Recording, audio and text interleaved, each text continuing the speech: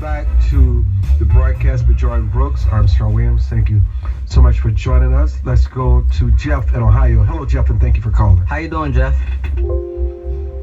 Jeff.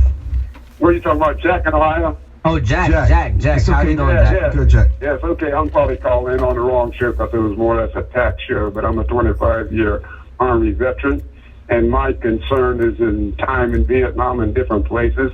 We were issued weapons that did not meet the quality because they found out some of the weapons fired too fast or they wasn't up to the standard which we used.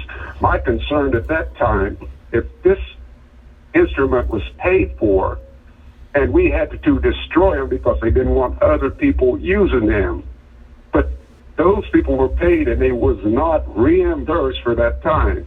So as I go back, came through the National Guards, which was certainly a state organization, and those World War II and Korean War veterans that hit me on what I had to do because they give me a learning experience of all the weapons. As I passed through Colin Powell and some of the people I had met along the way, they certainly was famous people. Now, as a military man, and this man says he knows more than the generals, and he knows more than some of the people that serve, and his finger is too close to that button. So the training that we see as I marched through the South, a part of those marches, which maybe I shouldn't have been, there were people, white and black out there, that escorted me away from trouble. This is our country, and I would like to see it stay that way. You have the privilege of voting for whoever you want, but another thing that I learned during that time period, some of these military posts was self-sufficient. Fort Stewart, Georgia was one of those places. It paid for the complete operations of that facility. Some of the oil-producing areas, we did not get the dollar amount that we should have received when these private people came in and took what belonged to all of us. This country belonged to the Indians. We have paid a high price, and certainly they have. So these are the things, as a military man, I am concerned with, that you have the right to vote whomever you wish, but let truth stay in there. I also was one of those ones that was handling some of the sophisticated communications in the job that I handled, and it was very easy to make a mistake. And you was overwhelmed at what you had to do with what you had to do it with. And I thank God for all the people that supported me, white and black, across this country and allowed me to retire from that. And I think others should face the same responsibility that we have, whether they like it or not. Go America. Well, listen, thank you for calling, Jack, and thank you for listening to Thank you for serving. the show. Yes, definitely thank you for serving. Let's go to John in New York City. How you doing, John? Hi, good evening, Armstrong. Good evening.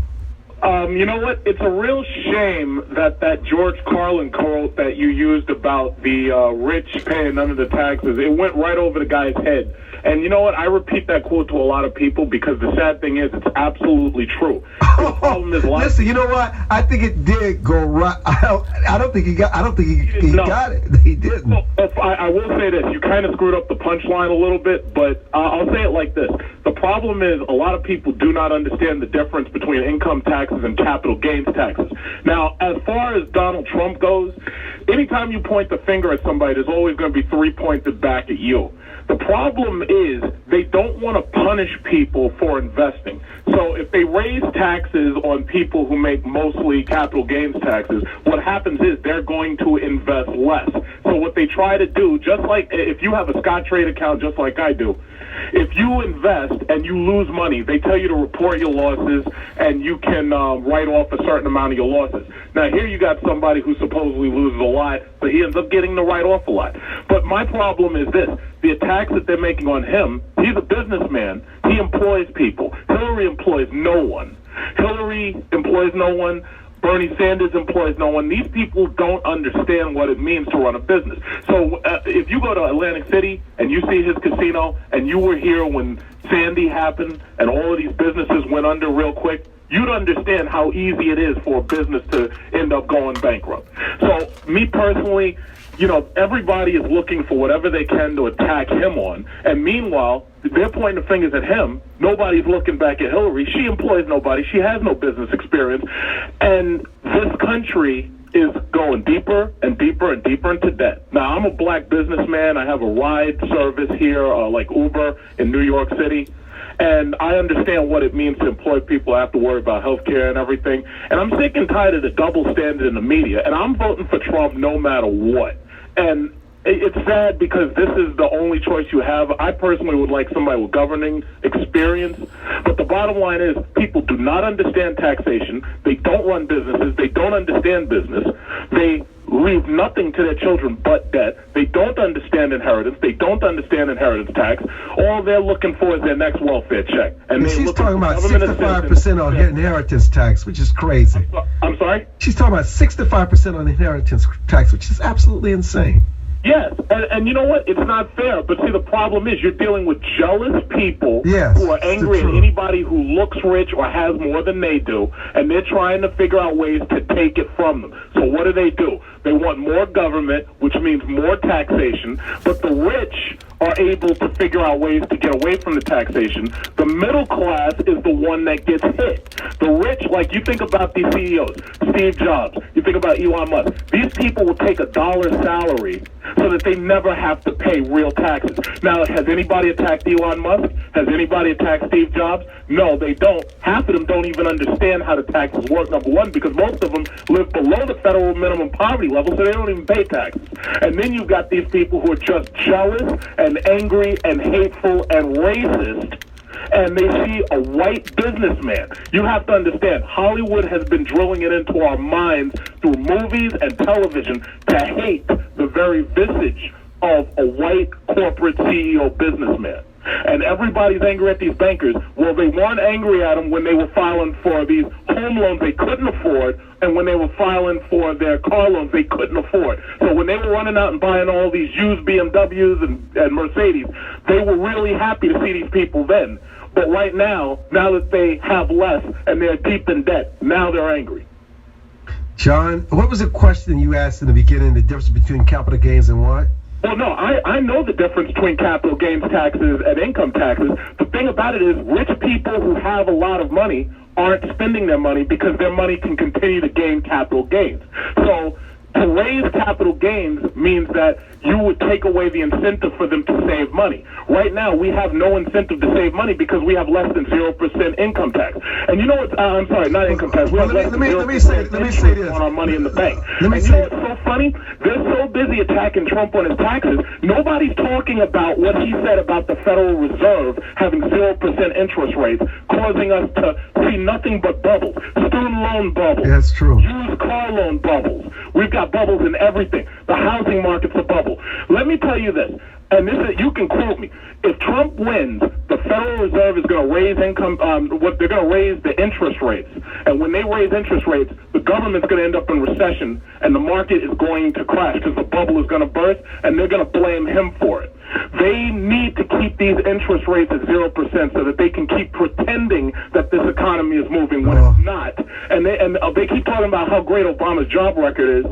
All of these people are part-time employment, and they're not even getting health care. I know so many people working double jobs simply because they can't get 40 hours out of one job, because those jobs know that if they pay them 40 hours, that they're going to have to give them health care, so they avoid it entirely. But the problem is the electorate is so stupid at this point that they don't know anything beyond what they see on television, and they don't even understand half of it. These people know nothing, and they're going to get the government that they vote for. They're going to get exactly what they deserve. Whoever wins. Thank you. It's pathetic. It's a shame. And John, these people know nothing about... John, I got you, brother. Thank you. Thank you for sharing this with our listening audience. Lathan in Flint, Michigan, you're on with Army and Bjorn. How you doing, Lathan? Yes, how are you today? I'm gonna run a piece behind of what he just said. If he's got kids of drafting age, like the crew that you have, very nice crew that you have that work with you, that can be drafted under Trump, and then I'll leave that alone.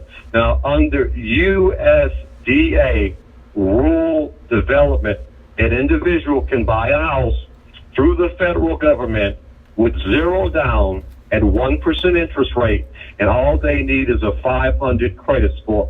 Please look that up, read through it, go through it, and introduce that on your radio. Plus, you can buy a 25 or 10 or 5 unit apartment building and pay 1% interest rate, and the government pays a portion of the house payment. Excellent point. Thank you for sharing that with us and listening to the show, Lathan. Jack in Florida, you're on the air with Armin and Bjorn. How you doing, Jack? Hello there, Armstrong. How you been? Just fine. What I want to say is this. Hillary talking about Trump not paying taxes. Well, a while back, Bill Clinton gave a pardon to a guy named Mark Rich. He was on the #1 federal warning list for not paying taxes. Also, what I like to say is this. Whether Trump not pay any taxes, the mere fact that he employed people who he gave jobs to, they pay taxes, federal income taxes. So I have no problem with him not paying taxes. I'm just trying to find somebody to teach me how to be rich. So have a great night. All right. Thank you, Jack, for calling. Let's go to Kimberly in ATL. Hello, Kimberly. How you doing, Kimberly? Kimberly? Let's go to Clifford in Texas. Hello, Clifford. How you doing, Clifford? Hey, Armstrong. Hey, Bjorn. Hey, I'm a trader down here in Texas, and I've been following the markets. And this bogus talk about the rates are going to cause the market to crash, not necessarily true. That's a natural cycle. Everybody needs to go to cash until after the election is the phrase that's been going on most of the year.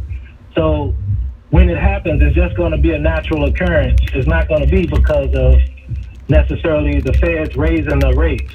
They probably will raise rates because they're going to react to what the market's going to do after whoever gets in the office. Because right now people are holding their cash, waiting to find out who's going to be in office, and then they're going to make a move, and it'll probably be to the downside because the market's at all-time highs and there's no place for it to really go.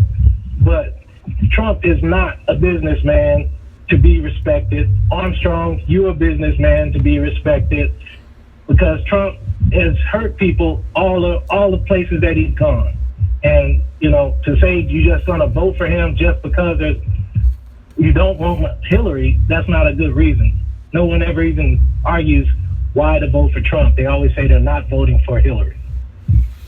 Well, listen, thank you for listening to the show. I always appreciate different perspectives. It always gives us something to think about against our own belief systems and our values and where we are in terms of our vote. So we always appreciate that. But Jordan, it's always wonderful sharing the mic with you.